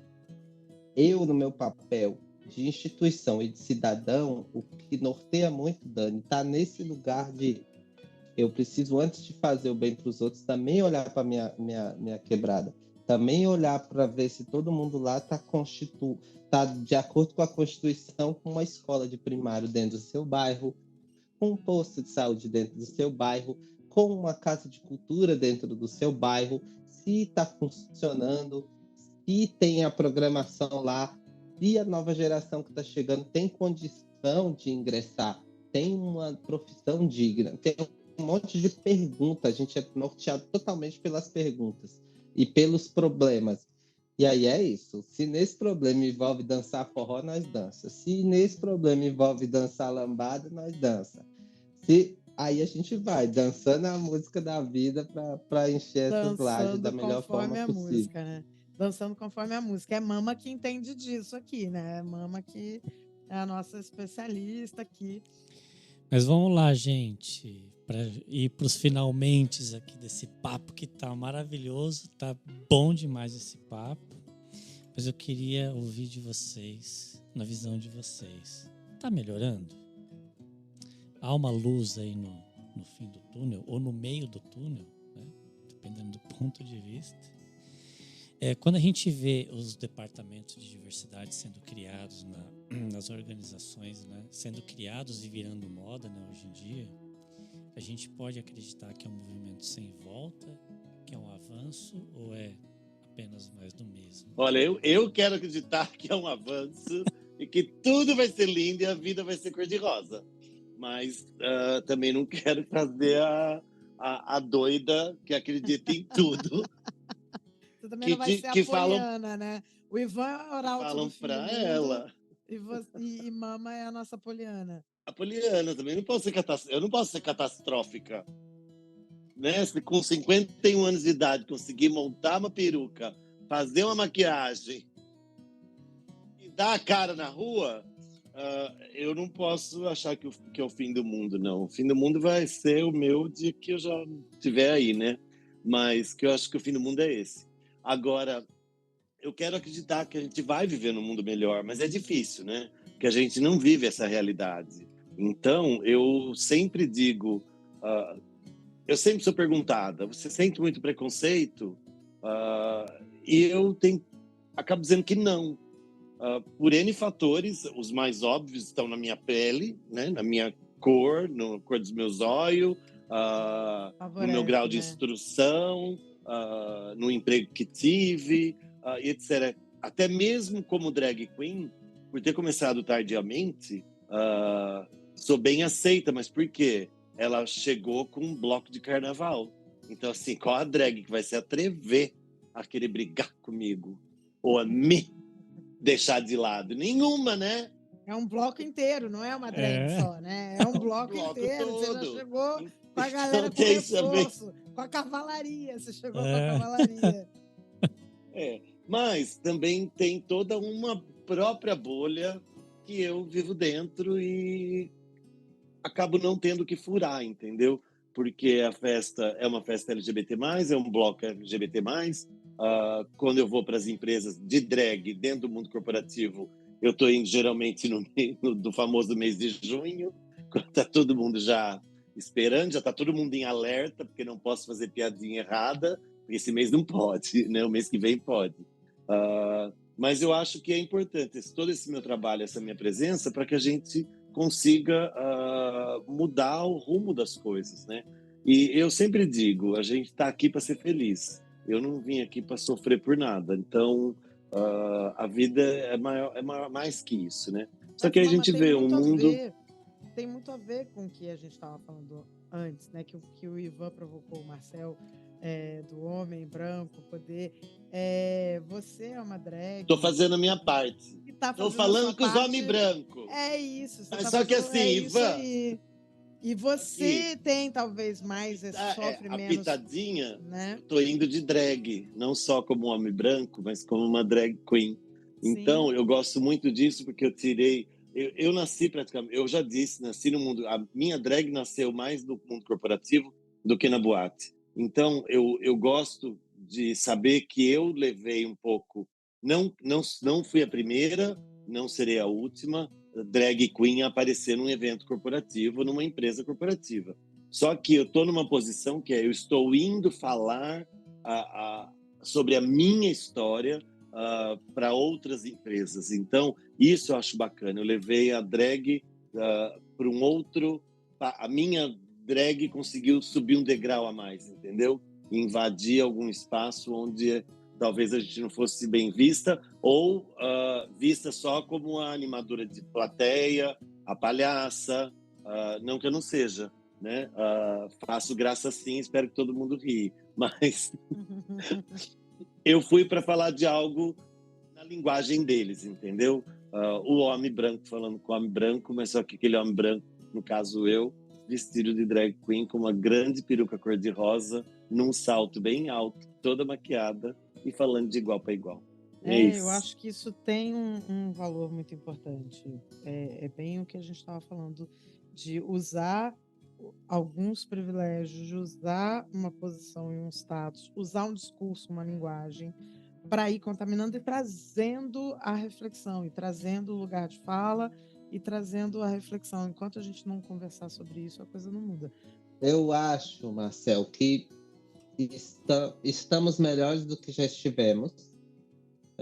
Eu penso que nesse lugar assim de estar dentro de espaços de poder, eu penso que a gente está melhor do que já estivemos. Tem mais pessoas em posições não brancas em posições de poder em algumas grandes empresas que não era assim. Esses dados eles já foram mostrando a própria presença da diferença estética. E aí conta muito o ambiente digital que a gente vê hoje, ele facilita muito para que esses esteja mais disseminado. E aí, para pessoas se posicionando um pouco mais, tem casos assim de figuras grandes, públicas, que se posicionam e dão mais dimensão ao tema. E aí, isso vai mexendo com a cabeça do povo. Então, eu penso que isso vai melhorar nesse lugar. A gente tem pouco tempo para falar sobre coisas de meio ambiente, então o que vai acontecer o próprio planeta vai educar uma enchente, mas isso aí muito concentrado em uma classe, né? Então esse lance de classe que eu acho que é o mais difícil da gente superar, que é aquele lance. Tá mais fácil, o pessoal acha que é mais fácil superar o fim do mundo do que o capitalismo. Então, enquanto a gente estiver com essa cabeça, eu acho que vai ser muita conversa, muita gente lá tokenizando, mas pouco poder, de fato, de mudança estrutural. Quando eu digo estrutural, eu digo política pública para território, que não é posto. Então, não pode reparar, assim, dificilmente as questões territoriais vão estar envolvidas dentro das discussões. A própria ONU tem dificuldade de colocar isso nos ODS dela. Então, por quê? Porque é ali que a onça bebe água. Todos nós sabemos, não adianta você fomentar e dar o financiamento recorde para um projeto que dura 10 anos e você destruiu toda uma cidade, sabe? Se você dizimou toda uma cidade com sua barragem, se você dizima mais um grupo de cidades com essas barragens, porque assim, corre o risco dessas grandes organizações ficar botando no edital de 20 mil, sequestra 8 meses do seu ano para você ganhar pouco, trabalhar muito e ainda tá bem onde eles bem definiram para você estar dentro da macroeconomia global. Acho que a provocação é essa, assim. Então, o cenário está mudando nesse aspecto, mas está longe de ser mudado nos aspectos de macropolítica, de estrutura e de macropoder. Assim. Esse aí, talvez a gente tenha que tirar mesmo no braço. Sobre melhorar, né? A gente tem que melhorar a partir de quando? antes de 1500, talvez estivesse um pouco melhor, né? Algumas coisas eu acho que dificilmente voltam. Por outro lado, a história prova o contrário. O mundo é cíclico.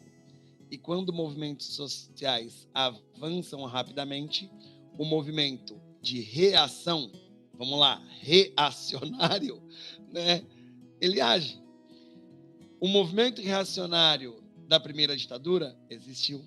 O movimento reacionário na segunda ditadura também existiu em um momento de efervescência de liberdade sexual, de liberdade cultural. O movimento reacionário dos últimos anos existiu também para bater de frente com o crescimento dos movimentos sociais. Então, a reação dos poderes estabelecidos, elas normalmente vêm com muita força, elas vêm financiada com mais de 20 mil, né? Elas vêm com muita estrutura contra lutas de pessoas com pouco poder, né, na sociedade. Então, a gente cita algumas revoluções que são longitudinais, né, e alguns processos que são reflexo da própria resistência. Então, a existência indígena é reflexo dessa resistência, né? A existência da população negra do Brasil, que resistiu, inclusive, a políticas públicas de extermínio, né? É um processo também de melhora. A gente não é mais açoitado de maneira física, em larga escala, porém, o genocídio na mão da polícia acontece. Estamos morrendo, né? Estamos também à frente nos números de pessoas que se suicidam, junto com pessoas indígenas, junto com pessoas trans. Então, as violências psicológicas, psiquiátricas, elas são novas formas de açoite também. Então, pensando isso, pensando também o que Jacó trouxe, pensando também o que a Mama trouxe, né? E falando de arte, falando de cultura, eu queria deixar assim 2 referências assim que podem ajudar a todo mundo que for ouvir esse podcast para a gente conseguir refletir sobre o que Jacó trouxe, assim, tal. Existem pessoas que não querem se misturar e talvez se não tivesse se misturado, muita coisa teria dado melhor, né, há algum tempo atrás. A gente pode ler o Banzero Cotô, né, esqueci o nome da jornalista. Ela é ótima, Banzero Cotô, deixa eu procurar o nome dela aqui. Helene Brum, né? E aí ela fala muito sobre os povos floresta, ela fala muito sobre como essa visão progressista, mesmo dos governos progressistas, não necessariamente está alinhada às questões específicas de populações e às questões de território. Sobre os avanços para as questões da população negra, né? Deixo aqui uma referência do samba de 88 de Mangueira. Ele é muito presente até hoje, né? E eu acho que vale a pena as pessoas escutarem esse samba, né? E aí também já a gente pode falar de Parásito Tuiuti e de Mangueira também mais recentemente, mas samba de 88 de Mangueira. E para as pautas e questões de pessoas LGBTQIA+, gostaria de deixar uma referência aqui. Sigam as Mães da Resistência, que são pessoas que estão lutando muito aí com essa pauta de crianças trans. Eu sou pai de uma criança trans, né? Estou no bonde aí, é uma referência importante também. E, gente, por favor, sigam o Instituto Diversidades, Diversidades com C, Diversidades, né? Ajude a gente na nossa campanha de financiamento coletivo. Estamos precisando aí desse fortalecimento para a gente poder levar mais do nosso acúmulo para o mundão e tentar pautar essas mudanças positivas no mundo. Pessoal, agradecendo também a presença de todos vocês, esse bate-papo delicioso que foi hoje. E eu queria abrir aqui para que vocês possam deixar uma mensagem final para os nossos ouvintes. Pode, inclusive, ser nessa linha também, né? De sugestões, dicas para seguir, para ler livros. Isso sempre é muito bem-vindo também, bem legal. Ai, eu acho tão lindo, eu acho tão chique isso. E quero deixar aqui a leitura do livro Rainhas da Noite, do Chico Felice, para saber um pouco sobre a vida das grandes divas da comunidade LGBTQIA+, da cidade de São Paulo. E é tudo, é muito bom. E eu só quero dizer a todos, a minha mensagem final é: já dá!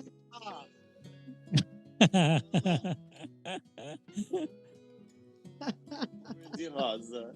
E me sigam no Instagram, @mamadarling. Se puser Mama Darling já aparece, mas é Mama Darling _drag. Bom, vou lá, gente. Acho que é agradecer, né? Esse encontro foi maravilhoso, muito rico, assim, para entender e para conversar sobre todos esses temas que são muito importantes. Eu, seguindo então aqui o bonde, eu vou indicar 2 livros. Vou indicar esse aqui, que é do Ailton Krenak, Futuro Ancestral. É o último livro que ele lançou, é um livro que traz muitas reflexões novas e caminhos viáveis, traz diálogos com referências de autores multiétnicos, assim, que dá muito tom de como a gente pode administrar esse caos que a gente está vivendo e construir coisas boas para o nosso entorno. E o outro livro é esse aqui, que para mim é um livro de consulta, é um livro maravilhoso, que é da Lélia Gonzalez, Primavera para Rosas Negras. É um livro que você adquire pelo Instagram, direto pela UCPA, União dos Povos Pan-Africanistas.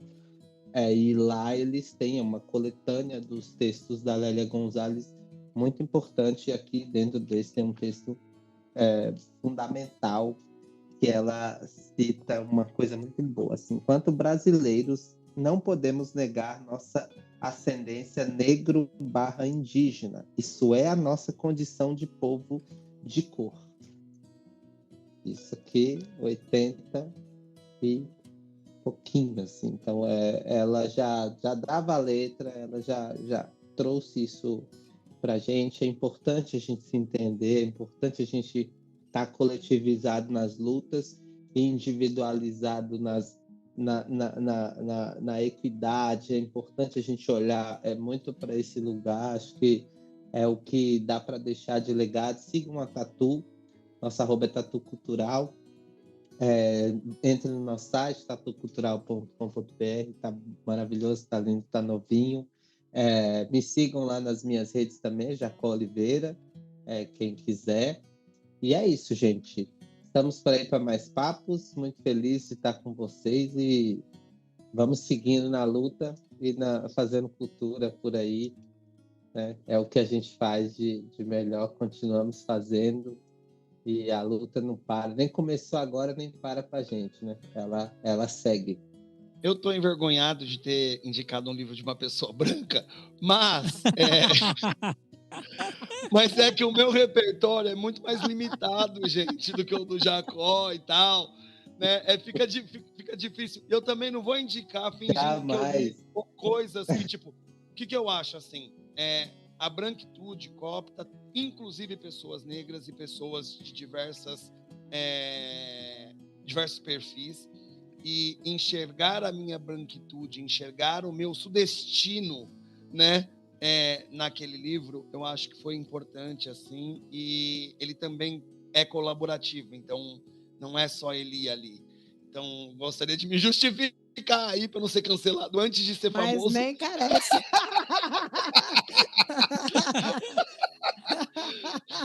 Né? Antes dos seus 5 segundos de fama, já era. Não tenho 1000 seguidores, já vou ser cancelado. É ótimo essa frase. Não, mas vale dizer o seguinte, não precisa justificar primeiro que não precisava mesmo, mas assim, a Eli é uma grande aliada, né, Eliane? Sim, não é sim. uma aliada maravilhosa. E eu, particularmente, eu acredito no aquilombamento de aliados, assim, e aliadas e aliades, né? Eu acredito, o Diversidades é um ponto de encontro de vozes diversas, né? Então, a gente acredita mesmo nisso, então acho que soma, sabe? É claro que não é Krenar, que é diferente e tal, Jacó tem outro acúmulo, né? E a gente respeita e Rapaz, o tal. sujeito agora tá na Negativo. ABL, respeita os Né? dois Nada, grupos. Respeita, parceiro! Mas Jamais. quero trazer uma indicação aqui, que eu acho que é a principal indicação que eu trago. Assim como a minha cultura foi pautada na oralidade, e assim, meus principais conhecimentos vieram a partir de trocas interpessoais, orais, o Diversidades, no dia 3 de dezembro, vai realizar o Encontro Ubuntu, que é um encontro que vai ter comida de graça, vai ter bebida, vai ter formação, inclusive para a gestão cultural, para a escrita criativa, a gente vai ter samba, a gente vai ter sarau, e é um encontro focado para mães periféricas, mães negras, com mais de 2 filhos normalmente, e essas mulheres, e todas as que quiserem colar com a gente, vão ter um espaço de cuidado para os seus filhos, enquanto essas mulheres vão estar lá sendo cuidadas, fazendo formações. Vai ter lá um espaço para beleza, então com, sei lá, maquiagem, trancistas.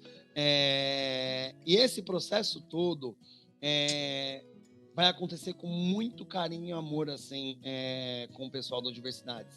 Vai acontecer na Zona Norte de São Paulo, na MF Jardim Damasceno. É uma quebrada muito nossa, assim, traz muito conhecimento e muita coisa para trocar. Então, todo mundo aí está convidado para colar com a gente. 3 de dezembro, que 3 de horas? dezembro é o primeiro encontro de 6 que faremos ao longo do ano também que vem, né? 6 de dezembro é o primeiro. Começa às 8 com o café da manhã na mesa, 3 de dezembro, domingo, e encerra com um samba com feijoada e sarau à tarde. Então, Maravilha. muitas atividades. Mães, levem suas crianças, é tudo por nossa conta. Mais uma observação, só mais uma, desculpa. Esse evento tem o patrocínio da Fundação Banco do Brasil, e com parceria com uma emenda parlamentar da Sâmia e do Ministério da Cultura, Secretaria do Livre Leitura. Que venha cada vez mais recursos para diversidades, hein? Acho que é um outro ponto de provocação aí, né? A gente se fazer, se estruturar, se articular. Tem outros grupos que 7 horas da manhã, uma vez no mês, está lá, fazendo indicação, contagem de quantos fulano você indicou para sua empresa, assim. E os nossos grupos precisam também entender um pouco sobre essas dinâmicas e fazer cada vez mais, né? É uma ótima provocação. Pois é, pessoal, por hoje é só. Quero agradecer por terem passado esse tempo conosco e por terem escutado os episódios anteriores. Quero aproveitar e pedir para vocês divulgarem o nosso podcast. Vamos fazer a roda girar? Indiquem o podcast para 5 amigos e peçam para que eles façam o mesmo. Dessa maneira, chegaremos aos ouvidos de muita gente e isso é muito importante para nós. Se eu fosse vocês, não deixaria de escutar o próximo que está imperdível. Logo, logo, teremos mais um encontro, nessa mesma hora e neste mesmo local. Um grande abraço, beijos e tchau!